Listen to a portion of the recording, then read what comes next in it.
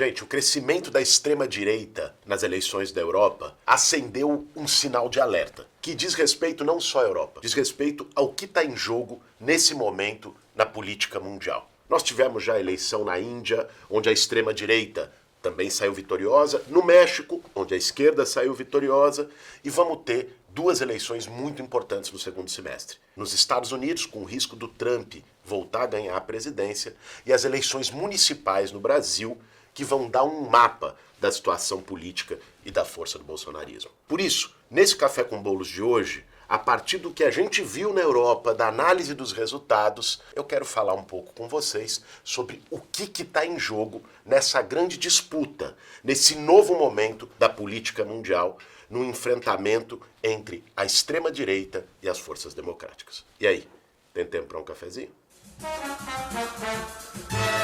Para fazer um bom café, meu bem. Se a gente olhar a história, existem vários tipos de crises. Você tem crises pontuais, crises econômicas, que, mudam um modelo por outro. Você tem crises políticas, por exemplo, golpes, estabelecimento de ditaduras, redemocratizações. Você tem crises sociais, convulsões, revoluções. E você tem determinados momentos em que o modelo de civilização entra em crise. A gente viveu uma crise civilizatória mais ou menos uns 100 anos com a ascensão do fascismo e do nazismo na Europa. Essa crise que gerou a Segunda Guerra Mundial, quando Hitler tenta expandir as suas forças nazistas para o conjunto da Europa. Depois de montar campo de concentrações, perseguir judeus, perseguir comunistas, perseguir pessoas negras, colocar aquela tese de que os arianos eram uma raça superior. Ou seja, essa ideologia autoritária, fascista, que apresentava um modelo de sociedade de divisão, da morte,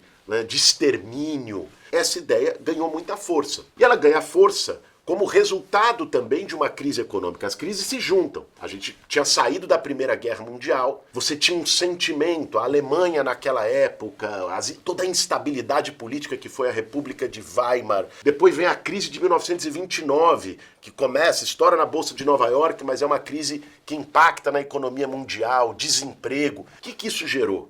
Isso gerou desalento, desesperança, falta de perspectiva para os jovens. Quando a sociedade está num momento de instabilidade, de mudanças, às vezes de mudanças rápidas, velozes, que as pessoas não conseguem compreender ali de pronto, quando acontece isso, muitas vezes isso gera crises civilizatórias. Nós estamos vivendo agora, 100 anos depois, algo parecido, com o ascenso da extrema-direita, principalmente a partir da crise econômica de 2008. Vê só, o nazismo ascende a partir da crise de 1929, que também vem de Nova York. E, em 2008, também um estouro na Bolsa de Nova York, aquela grande crise da bolha imobiliária, também gerou um monte de instabilidade na economia mundial, e é, sobretudo, a partir daí que a gente viu essa nova onda de extrema-direita tomando vários países do mundo. Agora, na eleição europeia, a extrema-direita foi a vitoriosa para o Parlamento Europeu na França, ficou em primeiro lugar na frente do partido do Macron, e em segundo lugar na Alemanha, que viveu esse passado nazista, que tem de algum modo essa ferida não totalmente cicatrizada até hoje. A extrema-direita pode ganhar as eleições nos Estados Unidos com Donald Trump, depois de tudo que o cara fez, né? Da invasão do Capitólio, de todo o absurdo que foi a gestão dele, de um monte de denúncia, agora foi tornado réu, mas o cara pode ganhar a eleição nos Estados Unidos. Na Itália, uma coalizão liderada pela extrema-direita governa o país. Na Hungria, com Orbán, também. E aqui no Brasil, apesar da gente ter conseguido sair vitoriosos em 2022, e a sociedade se uniu para derrotar o que foi o Bolsonaro, o que foi a política de morte na pandemia, o descaso com o sofrimento das pessoas, um governo desumano, apesar disso o bolsonarismo segue muito vivo e atuante.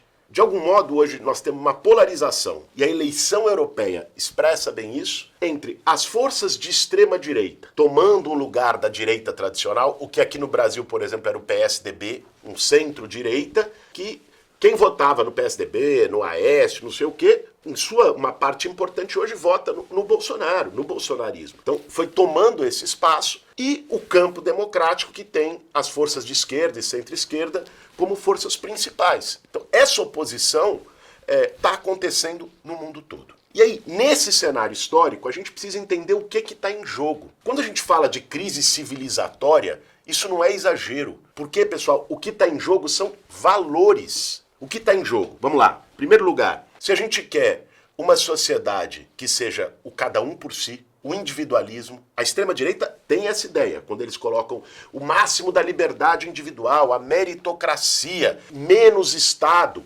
que é isso aí, ó? Se virem.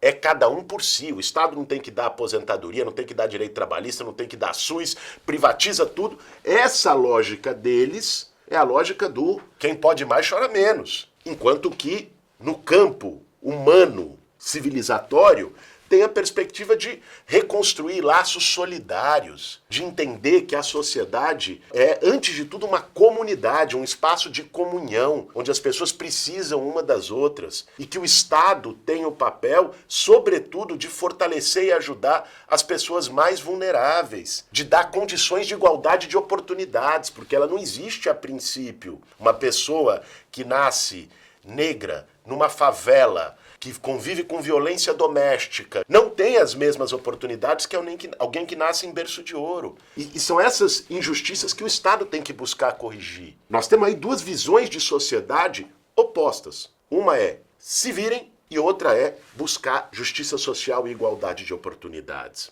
Uma segunda questão que está em jogo é como se lida com a relação humana e particularmente com o tema da insegurança, da violência. A extrema-direita diz no mundo todo, tem que dar arma para as pessoas. Só vai resolver, isso está muito ligado à ideia do cada um por si, certo? Só vai resolver se cada um tiver seu fuzil em casa e sair matando quem encontrar pela frente. Ao mesmo tempo, a extrema-direita legitima e aplaude quando as forças de segurança do Estado cometem abusos. Ao invés de garantir a segurança para todos, agem de uma maneira abusiva, sobretudo com os mais pobres, nas periferias. Então, você tem aí uma ideia que é de arma, que é de violência, que é de tentar compensar ou preencher uma sensação de insegurança com violência direta e ódio. E a partir dessa ideia de criar uma sensação de insegurança permanente, a extrema-direita, ela elege inimigos. Por exemplo, na Europa e nos Estados Unidos, isso ficou muito claro nessa eleição europeia, quem eles estabelecem como principais inimigos? Os imigrantes. Então, os imigrantes deixam a sociedade insegura. Os imigrantes tiram as oportunidades de trabalho. E aí vem o Trump e diz, eu vou construir um muro no México para não deixar entrar imigrante. Aí vem os caras da extrema-direita europeia e diz, os caras têm que morrer mesmo no Mediterrâneo, afundando em barco e não tem que dar socorro. Ou seja, é de um nível de brutalidade. Veja, a que ponto se chega? Em cada lugar, essa extrema-direita vai construindo os seus fantasmas. Enfrentar os comunistas, a grande ameaça para o Brasil, e a partir disso justificam coisas que são injustificáveis. Gente, a extrema-direita brasileira, o maior líder dela, que é o Bolsonaro, defende abertamente tortura de pessoas. Legitimou a ditadura militar como um governo necessário, defende o golpe de 1964, que botou o Brasil em 21 anos de ditadura. Sabe, se a gente olhasse só com o olhar da razão, se a sociedade fosse movida só por razão, é muito óbvio qual lado escolher quando se colocam as duas questões. O problema é que na história da humanidade nem sempre é a razão que prevalece, é quem tem razão que ganha. A história se move, as sociedades se movem também por muitos sentimentos, num caldeirão de sentimentos. Então, com que sentimentos que a extrema-direita joga no mundo inteiro? Ela joga com medo, num momento de incerteza, num momento de falta de perspectiva de futuro. Por que os jovens votaram na extrema-direita na eleição europeia? Um momento econômico difícil. O jovem não sabe se vai conseguir ter emprego, estabilidade no futuro. A sociedade não consegue apresentar as alternativas. Um Estado fragilizado, muito movido pela falta de perspectiva no futuro. E muitas vezes, num outro setor da sociedade, movido pelo ressentimento. A extrema-direita sabe trabalhar o medo, o ódio, o ressentimento, com avanços, inclusive, culturais, civilizatórios, e que os valores mais conservadores e mais atrasados não sabem como reagir. Não sabem reagir, por exemplo, com o aumento da emancipação das mulheres, com as mulheres entrando no mercado de trabalho, com um questionamento amplo feito pelo feminismo sobre este papel doméstico só de cuidados das mulheres. Não sabem lidar, por exemplo, com o fortalecimento e o empoderamento das pessoas negras na sociedade. Olha o que é uma universidade pública no Brasil hoje, olha o que era há 20, 30 anos atrás. Essas mudanças geram reações de ressentimento, muitas vezes, que se expressam com preconceito, com racismo, com exaltação de machismo, com red pill. É disso que nós estamos falando. É aí que a extrema-direita vai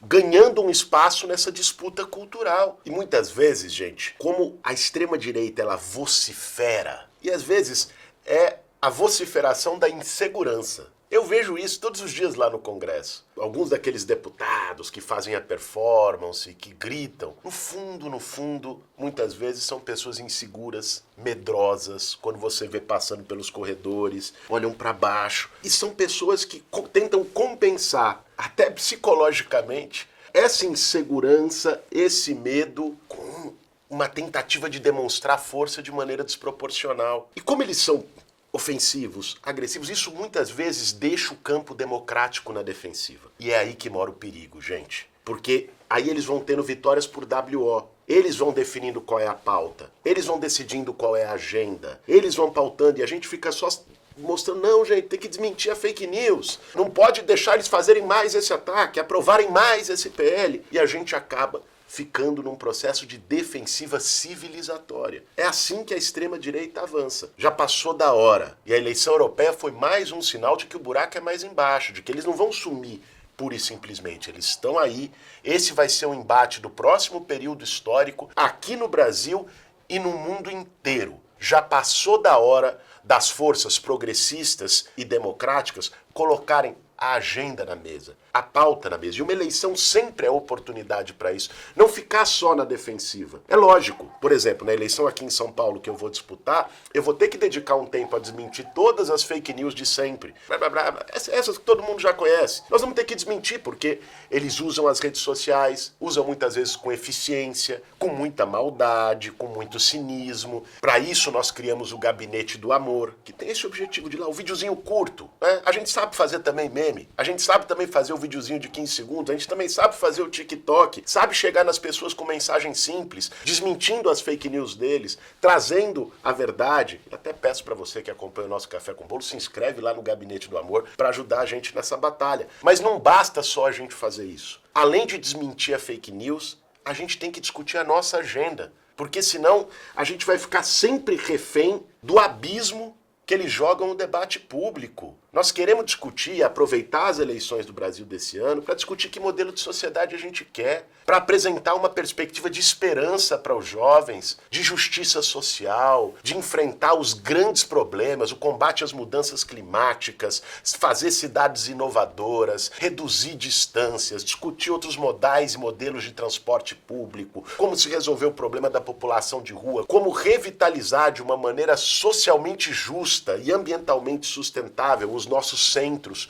e as nossas cidades. Esse é o debate que nós precisamos fazer. E a gente conta muito com vocês. O momento, pessoal, é agora. Esse ano é um ano muito decisivo. Se a gente consegue vitórias importantes aqui em São Paulo, em várias cidades do Brasil, e eu não estou falando apenas das vitórias eleitorais que são necessárias, estou falando também das vitórias no debate público, no diálogo com a sociedade. Isso é muito importante, porque nós ganhamos as eleições de 2022 ali, por pouquinho. O Lula está reconstruindo o Brasil, fazendo um trabalho forte lá em Brasília sobre um cerco. Mas se você pegar o debate público do Congresso Nacional, por exemplo, quais são as pautas, é o outro lado, que foi derrotado nas urnas, que está definindo a agenda. Então, nós precisamos ganhar na urna e ganhar na sociedade. Isso é muito importante. Esse é o desafio que a gente tem esse ano. Ele passa muito aqui pelas redes sociais e por isso esse Café com Bolos não foi só para a gente analisar o resultado das eleições na Europa com o crescimento da extrema-direita. Foi para a gente entender qual é a nossa responsabilidade no processo de enfrentamento dessa crise civilizatória para que a saída não seja andar para trás no retrocesso, no preconceito, no ódio, valorizando o ressentimento, mas para que a saída seja uma saída democrática, progressista e com muita esperança. Esse foi mais um Café com Bolos. Se inscreve, ativa o sininho para poder ver todos os nossos vídeos por aqui. Bom café, meu bem, como se faz cá no Brasil.